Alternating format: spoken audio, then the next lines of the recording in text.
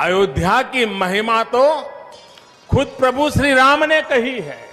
जन्मभूमि मम पुरी सुहावनी।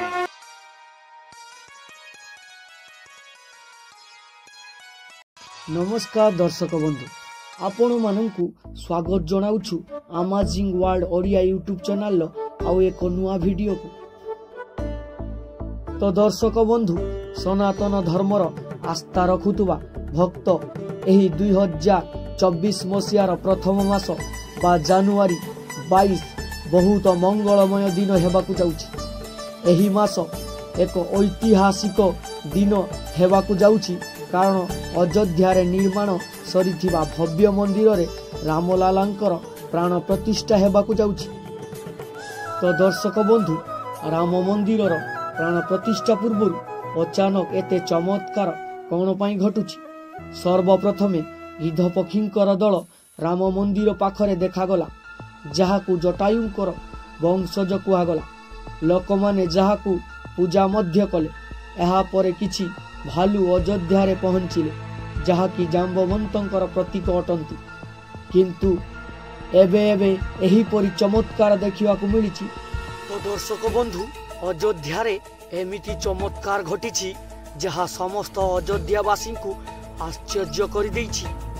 आज भगवान श्रीराम को मूर्ति को गर्भगृह रे स्थापित करा जाई सारिछि। एही घटना परे अयोध्या रे थिबा लोकमाने एक अलगा प्रकार शक्ति उत्पन्न हेबार अनुभव कले।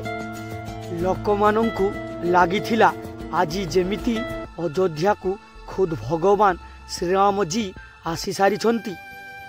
तो हाँ दर्शक बंधु, एही मुहूर्त को लोकमाने शह शह वर्षरु अपेक्षा करिथिले। ए ब्रह्मांडर सबुठु बड़ शक्तिशाली हेउछंती भगवान श्रीराम।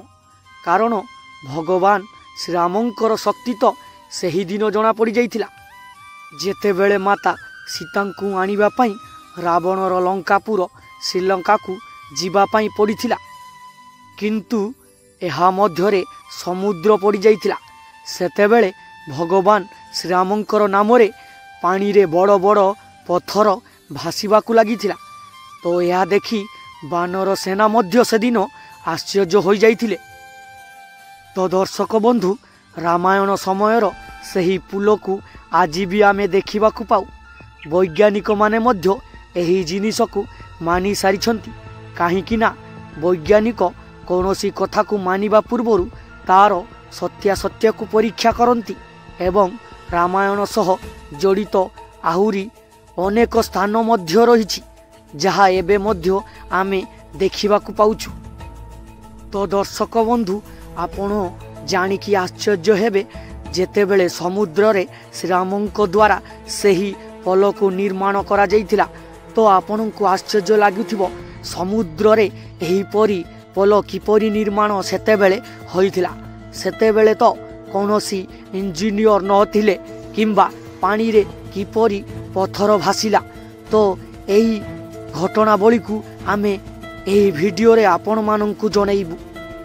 सेतेबेले माता सीतांकु श्रीलंका आनिबा पई रामंक द्वारा जेड आकृतिर पल निर्माण करा जाइथिला, जहा कि समुद्र मध्य जई श्रीलंका को जीवा पई एते बड़ सेतु निर्माण करा जाइथिला, जहा एबे भी वैज्ञानिक माननकु आश्चर्य करि दी। किंतु एही पल निर्माण रे कौन होइथिला सेदिन आसंतु एही वीडियो रे जानिबा। जेतेबेले बानर सेनांक द्वारा पत्थर सबु जल रे पका जाउथिला, सेही पत्थर सबु जल रे बुड़ी जाउथिला। किंतु प्रभु श्रीरामंकर नाम जेतेबेले पत्थर उपरे लेखा होई गला, सेतेबेले अजनिया पत्थर गुड़िक भासीबाकू लागिला। एवं सेतेबेलेर एही पल मध्य आज देखिबाकू मिले। सही पल को निर्माण करिया पई जेड आकृतिर करा जाइथिला, कारण जेतेबेले भी समुद्रर प्रेशर रो पानी आसी सही पल रे माड़ हेबो, सेतेबेले सही पल रे कौनसी क्षयक्षति घटिबो नाही। तो एही पल सेतेबेले निर्माण करिथिले द ग्रेट साइंटिस्ट नील एवं नल। तो एही समुद्र निर्माण करा जाइथिला, जहाकू एबे भी ବୈଜ୍ଞାନିକଙ୍କ ଆଶ୍ଚର୍ଯ୍ୟ ଗଣନା ଭିତରେ ଯାଉଛି, କାରଣ ସେହି ପଥରକୁ ମଧ୍ୟ ପରୀକ୍ଷା କରି ବୈଜ୍ଞାନିକମାନେ ଦେଖିସାରିଲେଣି। ଏହା ପୂର୍ବେ ଆପଣମାନେ ବହୁତ ସାରା ଭିଡ଼ିଓ ଦେଖିଥିବେ ଯେ ଅଯୋଧ୍ୟାରେ ପ୍ରାଣ ପ୍ରତିଷ୍ଠା ପୂର୍ବରୁ ବହୁତ ସାରା ଚମତ୍କାର ଘଟିଯାଇଛି। ସର୍ବପ୍ରଥମେ ଲୋକମାନେ ଯେତେବେଳେ ହଜାର ହଜାର ଗିଧ ପକ୍ଷୀଙ୍କୁ ଅଯୋଧ୍ୟା ପାଖରେ ଦେଖିଲେ, କିନ୍ତୁ ସେତେବେଳେ ଏହି କଥା ଲୋକଙ୍କୁ ସାଧାରଣ ଲାଗିଥିଲା। କିନ୍ତୁ ପରେ ଲୋକମାନେ ଏହାପରେ ଅଯୋଧ୍ୟାରେ ମାଙ୍କଡ଼ମାନଙ୍କର ବହୁତ ସଂଖ୍ୟକ ଦେଖାଯିବା ଲୋକଙ୍କୁ ଆଶ୍ଚର୍ଯ୍ୟ କରିଦେଇଥିଲା। କିନ୍ତୁ ଏ ଭିଡ଼ିଓରେ ଆମେ ଆପଣଙ୍କୁ ଯେଉଁ ଚମତ୍କାର ଦେଖାଇବାକୁ ଯାଉଛୁ, ଯାହା ଆପଣଙ୍କୁ ସ୍ଥଗିତ କରିଦେବ କିଛି ମୁହୂର୍ତ୍ତ ପାଇଁ ଏବଂ ଆପଣ ଭାବିବାକୁ ଲାଗିବେ ଏ କ'ଣ ସମ୍ଭବ ହୋଇପାରେ।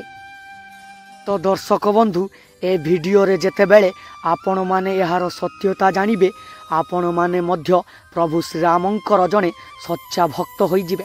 କିନ୍ତୁ ଆଜିର ଏହି ଚମତ୍କାର ପୁରା ଅଯୋଧ୍ୟା ନଗରୀକୁ ଚମତ୍କାରିକ କରିଦେଇଛି। ଭିଡ଼ିଓରେ ଏହି ଚମତ୍କାର ବିଷୟରେ ଦେଖିବା ପୂର୍ବରୁ ଯଦି ଆପଣ ସଚ୍ଚା ହିନ୍ଦୁ ହୋଇଥିବେ, ଚ୍ୟାନେଲକୁ ଲାଇକ୍ ସେୟାର ସବସ୍କ୍ରାଇବ୍ କରି ବେଲ୍ ନୋଟିଫିକେସନକୁ ଅନ୍ କରିଦେବେ ଏବଂ କମେଣ୍ଟରେ ଜୟ ଶ୍ରୀରାମ ଲେଖିବାକୁ ଭୁଲିବେ ନାହିଁ। ତ ଅଯୋଧ୍ୟା ମନ୍ଦିରର ଶେଷ ପର୍ଯ୍ୟାୟରେ ଶ୍ରୀରାମଙ୍କର ମୂର୍ତ୍ତିକୁ ଗର୍ଭଗୃହରେ ସ୍ଥାପିତ କରାଯାଇସାରିଛି। ରାମ ଭକ୍ତମାନଙ୍କର ଶହ ଶହ ବର୍ଷର ଆଶା ଆଜି ପୂରଣ ହୋଇସାରିଛି। ଅଯୋଧ୍ୟାରେ ପ୍ରଭୁ ଶ୍ରୀରାମଙ୍କର ମୂର୍ତ୍ତିକୁ ଗର୍ଭଗୃହରେ ସ୍ଥାପିତ କରାଯାଉଥିବା ବେଳେ ମାଟି ତଳୁ ବାହାରିଲେ ସାକ୍ଷାତ ସୀତା। ସେଦିନର ଏହି ଦୃଶ୍ୟ ଅଯୋଧ୍ୟାବାସୀଙ୍କୁ ଆଶ୍ଚର୍ଯ୍ୟଚକିତ କରିଦେଇଥିଲା। ଯେତେବେଳେ ପ୍ରଭୁ ଶ୍ରୀରାମଙ୍କୁ ଗର୍ଭଗୃହରେ ରଖାଯାଉଥିଲା, ସେତେବେଳେ ଚାରିଆଡ଼େ ନିଶବ୍ଦ ହୋଇଯାଇଥିଲା। ଏହି ପୁରା ପ୍ରକ୍ରିୟା ଘଟିବା ପାଇଁ 4 ରୁ 5 ଘଣ୍ଟା ସମୟ ଯାଇଥିଲା। ଏହାପରେ ମଧ୍ୟ ମୂର୍ତ୍ତିର ଆଖିରେ କପଡ଼ା ବନ୍ଧାଗଲା। ରାମ ମନ୍ଦିରର ଗର୍ଭଗୃହ ଚାରିପାଖେ UPSFSର ସେନାମାନଙ୍କୁ ମଧ୍ୟ ନିଯୁକ୍ତି କରାଯାଇଥିଲା। ଅଯୋଧ୍ୟାରେ 22 ଜାନୁଆରୀରେ ପ୍ରଭୁ ଶ୍ରୀରାମଙ୍କର ପ୍ରାଣ ପ୍ରତିଷ୍ଠା ହେବ। ତ ଦର୍ଶକ ବନ୍ଧୁ, ଆଜି ବି କିଛି ବୁଦ୍ଧିଜୀବୀ ଲୋକମାନେ ଅଛନ୍ତି ଯାହାକି ରାମାୟଣ ଘଟଣାବଳୀ ଉପରେ ମଧ୍ୟ ତର୍କ କରନ୍ତି। ଏହି ହେତୁବାଦୀମାନଙ୍କୁ ବା କିଏ ବୁଝେଇବ ଯେ ଏ ବ୍ରହ୍ମାଣ୍ଡକୁ ପ୍ରଭୁ ଶ୍ରୀରାମ ଚଲାଉଛନ୍ତି।